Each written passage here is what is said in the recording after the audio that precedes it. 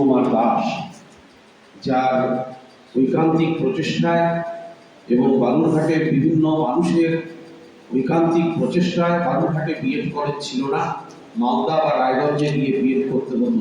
যারা পুরনো আপনারা জানেন, এই জেলাতেই কোনো বিএড কলেজ ছিল না, এবং পছন্দসই সাবজেক্ট নিয়েও কেউ বিএড করতে পারত না। ধরুন আমার ক্ষেত্রে হয়েছিল, আমি রায়গঞ্জ বিএড কলেজ থেকে পাস আউট 1992। আমার সাবজেক্ট ছিল ইংলিশ।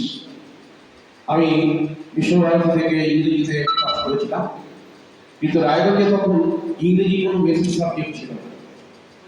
আমাকে বাংলা ইতিহাস নিয়ে পড়তে হয়েছিল। মালদাতে ছিল, মালদাতে সুযোগ পাওয়া লিমিটেড সিট। তো এই বিষয়গুলো থেকে একদিন আমাদের সেই সব বাধা দূর হলো। 2004 সালে বালুরঘাট বিএড কলেজ তৈরি হলো। আমি বালুরঘাটে 1992 সালে এসেছিলাম চাকরি সূত্রে। আমার বাড়ি উত্তর দিনাজপুর জেলার সদর শহর রায়গঞ্জে। সেখান থেকে আমি এখানে চাকরির জন্য বালুরঘাটে আসি এবং যে স্কুলটির সঙ্গে আমার নামটা জড়িয়ে আছে সেই স্কুলে আমি শিক্ষক হিসেবে যোগদান করি এবং ইন্টার্নশিপ, যেটা বর্তমানে আছে, আগে ছিল প্র্যাকটিস টিচিং, ফাইনাল টিচিং। আমিও বিএড করেছি। সেই সময় আমাদের বিএডের প্র্যাকটিস টিচিং এর বেশি দিন বরাদ্দ হতো না। যারা পুরনো যারা আছেন তারা জানেন। এবং আমাদের একটা আফসোস হতো যে এই প্র্যাকটিস টিচিংটা আরো কেন বেশি হয় না।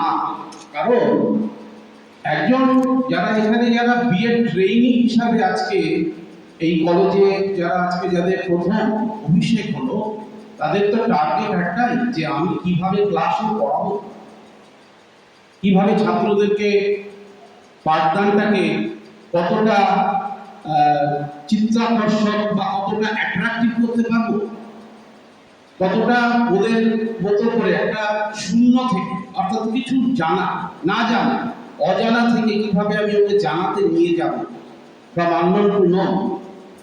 এই যে পয়েন্ট, এই বিষয়গুলোকে নজরে রেখে, কারণ আমরা জানি, সবাই জানি যে Balurghat girls school, Balurghat high school, Adarsha school, এই হাতে গোনা বালুরঘাটে। আমি ইংলিশ মিডিয়াম স্কুলের কথা বলছি না, বালুরঘাটে এখন অনেক ইংলিশ মিডিয়াম স্কুল হয়েছে। একটাই স্কুল ছিল এক সময়, আত্রেয়ী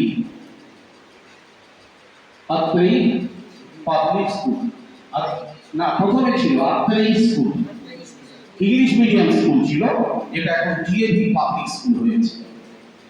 আর কোনো ইংলিশ মিডিয়াম স্কুল বালুরঘাটে ছিল না। কিন্তু বালুরঘাটে সমস্ত স্কুলে আমাদের প্রায় অনেক মেধাবী ছাত্র এখনো ভর্তি হয়, অনেক স্কুলেই আছে। কিন্তু যেটা অভাব হয়েছে বর্তমানে, আমি কিছু বাস্তব সমস্যার কথা আপনাদের সামনে তুলে ধরার জন্য বলছি, কারণ এতক্ষণ অনেক আপনারা শুনেছেন অনেক কথা। এখানে আমাদের ডক্টর কালিদাস মহন্ত তার কথা বলেছে, সৌরভ বলে গেছে, আশিস দাস, ডক্টর আশিস দাস আমাদের আপনাদের সকলের পরিচিত। উনি একজন সম্মানীয় অধ্যাপক এবং এই কলেজের সাথে গভীরভাবে যুক্ত। ডক্টর ববি মহন্ত উনি বলেছেন টিচাররা বলবেন কলেজের পঠন পাঠন নিয়ে। কিন্তু আমি যেটা বলবো সেটা হচ্ছে, আমি as head of the institution, একটা স্কুলে বিগত 2004 সাল থেকে 2025 সাল, দ্যাট ইজ এই বছর পর্যন্ত আমার স্কুলে বিএড এবং এমএড এর স্টুডেন্টরা তারা ইন্টার্নশিপের জন্য যায়। আমি যেটা লক্ষ্য করছি সেটা আমি আপনাদের দৃষ্টি আকর্ষণ করতে চাই। সেটা হলো 2004 সালে যে 5-6 জন বিএড ট্রেনিং তারা যখন আমাদের স্কুলে যেত এবং তারা যখন ছাত্রদেরকে পড়াতো এবং পড়াতে পড়াতে তাদের সাথে এত একাত্ম হয়ে যেত যে বিদায় নেবার দিনে ছাত্ররা কাঁদছে, ওই বিএড ট্রেনিংও কাঁদছে, দে আর ক্রাইং। কি এরকম একটা সম্পর্ক ছাত্র শিক্ষকের ওদের তৈরি হয়ে যেত। তারপরে এই কন্টিনিউশনের জন্য, হ্যাঁ, একটা বাস্তব এবং বর্তমান একটা অদ্ভুত একটা সমস্যার মধ্যে দিয়ে আমরা যাচ্ছি। আমরা সবাই জানি যে বিএড করে আমার কি হবে। এটা হয়তো অনেক ছাত্র ছাত্রীর মনের মধ্যে, কারণ এই বিগত দিনে আমরা কি দেখছি যে কোন বিএডটা মূলত আমরা শিক্ষকতার জন্য করে থাকি। বিভিন্ন স্কুলে, প্রাইমারি স্কুল হোক বিএড, স্কুলের ক্ষেত্রে বিএড। বিএড না করলে কি হয় সেটা হচ্ছে আমরা জানি যে 4 বছর পর তার ইনক্রিমেন্টটা বন্ধ হয়ে যায়।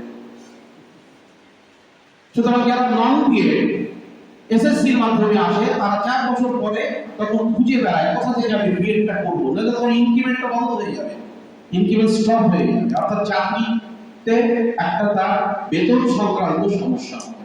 এটা আমি টেকনিক্যাল কথাগুলো বলছি। কিন্তু বিএড করে যদি কেউ চাকরিতে ঢোকে সেখানে স্কোরটা খুব কমে যাচ্ছে। এটা কিন্তু বাস্তব সমস্যা, বর্তমানে কথা বলছি আমি।